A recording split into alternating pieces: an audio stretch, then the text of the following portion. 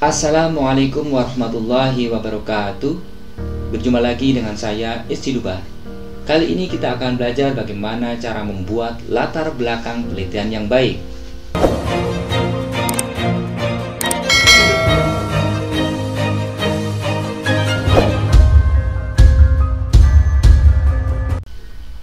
Latar belakang penelitian adalah dasar yang merupakan titik tolak yang memberikan informasi kepada pembaca mengenai apa yang menjadi alasan mendasar untuk dilakukannya penelitian. Latar belakang penelitian yang baik harus disusun dengan sejelas mungkin dan sebaiknya disertai dengan data atau fakta empiris yang relevan terhadap variabel-variabel objek yang kita teliti. Tiga bagian utama yang sebaiknya ada pada latar belakang penelitian. Dalam latar belakang penelitian, sebaiknya mengemukakan satu, kondisi ideal yang seharusnya terjadi pada objek. Yang kedua, latar belakang penelitian sebaiknya mengemukakan kondisi yang merupakan masalah-masalah objek secara faktual yang kita teliti. Yang ketiga, latar belakang penelitian sebaiknya mengemukakan penawaran alternatif untuk menyelesaikan masalah objek yang kita teliti. Kita akan bahas pada masing-masing bagian latar belakang. Pada bagian pertama latar belakang, berisi keadaan atau situasi dan kondisi yang ideal yang seharusnya terjadi, yang dicita-citakan atau yang diharapkan terjadi pada objek. Kondisi ideal ini biasanya terdapat pada visi, misi, atau tujuan objek yang ingin diraih, atau menurut pendapat-pendapat para tokoh atau para ahli.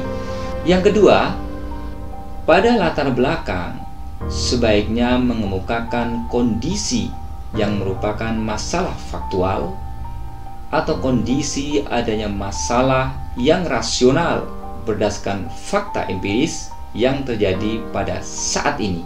Masalah yang up to date, masalah yang menjadi isu panas, atau yang sedang menjadi trending topik.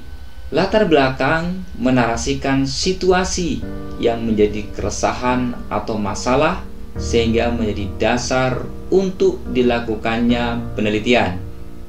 Oleh karena itu, pada penelitian kuantitatif perlu diawali dengan dilakukannya studi pendahuluan dari objek yang akan diteliti untuk menemukan adanya masalah yang melatar belakangi dilakukannya penelitian. Masalah-masalah yang dapat diambil dari objek yang kita teliti bisa berawal dari fenomena masalah keseharian yang kita jumpai.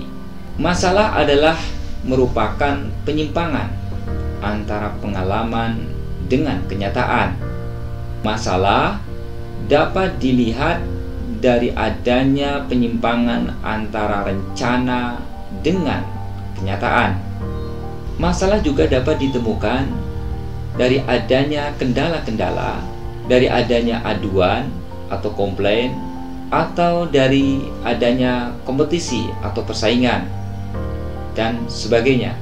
Dalam menarasikan masalah-masalah pada latar belakang penelitian, masalah yang akan diteliti sebaiknya ditunjukkan atau dicantumkan dengan data-data, baik data yang bersumber dari penelitian, data elektronik, atau dari observasi langsung pada objek penelitian yang dilakukan oleh peneliti.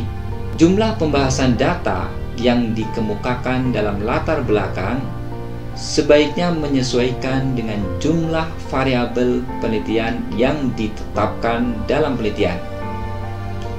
Apabila dalam penelitian ditetapkan 4 variabel yang akan dijadikan variabel penelitian, maka penyertaan data dalam latar belakang ada 4 variabel penelitian, baik itu sebagai variabel dependent, sebagai variabel intervening, atau sebagai variabel independen. tanpa adanya data yang membuktikan suatu masalah, maka penelitian dapat dianggap sebagai penelitian yang mengada-ada atau sebagai penelitian hoax dan tidak bisa dipercaya. Kita jelaskan dengan contoh kasus. Apabila ada peneliti yang melakukan penelitian terhadap masalah penurunan penjualan produk X yang disebabkan oleh 3 hal, yaitu promosi yang tidak efektif misalnya, harga yang tidak kompetitif, dan kualitas produk yang tidak sesuai dengan harapan pelanggan yang mengakibatkan masalah terhadap penjualan. Maka dalam latar belakang penelitian sebaiknya dikemukakan masalah penurunan penjualan yang disertai dengan data penurunan penjualan. Juga dikemukakan penyebab dari penurunan penjualan, masalah promosi produk yang tidak efektif misalnya, dan juga disertai dengan data-data promosi yang menunjukkan ketidakefektifan dari promosi tersebut. Dikemukakan juga mengenai harga yang menjadi penyebab masalah penjualan, disertai dengan data yang menunjukkan masalah. Kemudian dikemukakan juga masalah kualitas produk, disertai dengan data yang menunjukkan masalah kualitas produk yang menyebabkan terjadinya penurunan penjualan.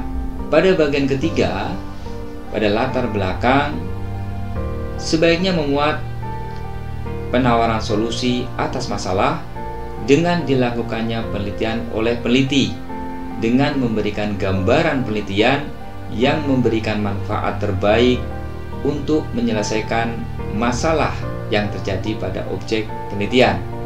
Selain ketiga bagian utama tersebut, pada latar belakang penelitian dapat juga dikemukakan perbandingan dan penyempurnaan atas tulisan atau penelitian terdahulu mengenai topik masalah yang memiliki relevansi. Dari penjelasan yang telah saya uraikan tersebut, begitu pentingnya penulisan latar belakang penelitian yang diuraikan dengan jelas dan komprehensif. Demikian penjelasan bagaimana cara membuat latar belakang penelitian yang baik, sehingga dengan penulisan latar belakang yang baik, pembaca bisa mendapatkan informasi perihal alasan apa yang melatar belakangi kita melakukan penelitian. Terima kasih. Wassalamualaikum warahmatullahi wabarakatuh.